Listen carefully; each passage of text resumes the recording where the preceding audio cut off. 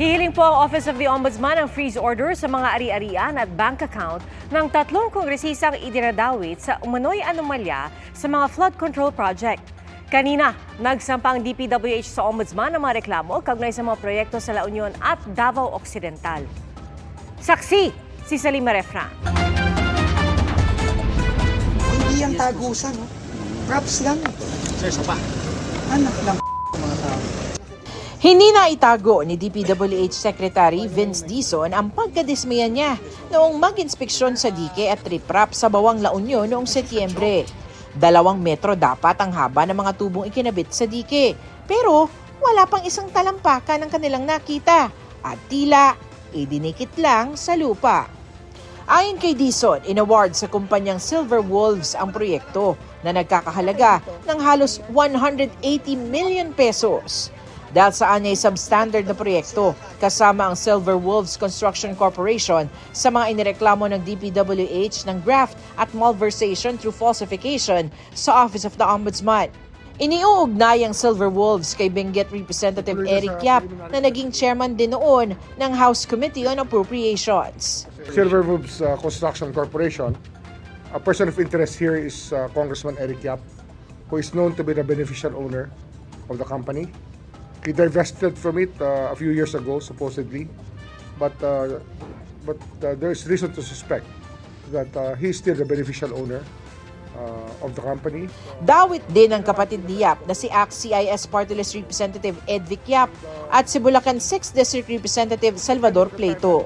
Ayon kay Ombudsman Jesus Crispin Remulla, sila ang lumabas sa report ng Anti-Money Laundering Council na tumanggap umano ng hindi mababa sa 70 milyong piso mula sa mag-asawang Curly at Sara Diskaya. Kasama sa remittance ng Diskaya na natag ng Anti-Money Laundering Council. Bank-to-bank transfer. 2020 and 2019. Kasama sila sa pagkilos ng kontrata. Sila'y nakikialam at nakikiisa sa pagkilos ng kontrata. Bakit magbibigay ang kontratista ng 70 million papunta sa isang tao kung hindi dahil sa kontrata? Ipakikisuyo ng Ombudsman sa AMLC na humingi sa Court of Appeals ng freeze order sa mga ari-arian at bank accounts ng 3 persons of interest. Inireklamo rin ang St. Timothy Construction ng mga Diskaya para sa 96.5 million pesos na Ghost Flood Control Project umano sa Jose Abad Santos, Davao Occidental. Nahaharap din sa mga reklamo ang 20 DPWH personnel. It is non-bailable, no? And it holds a similar penalty as the other cases, which is life imprisonment.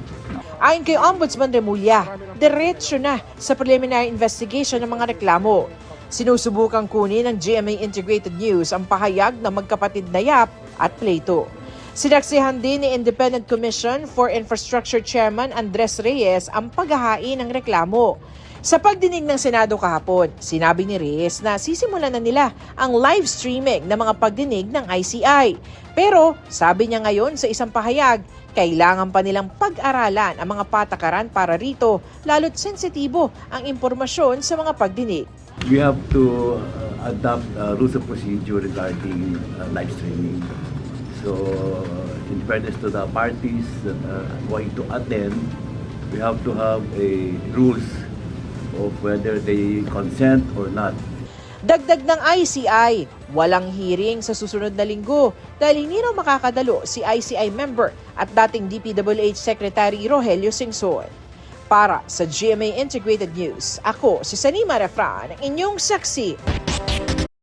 Mga kapuso, maging una sa saksi. Mag-subscribe sa GMA Integrated News sa YouTube para sa iba't ibang balita.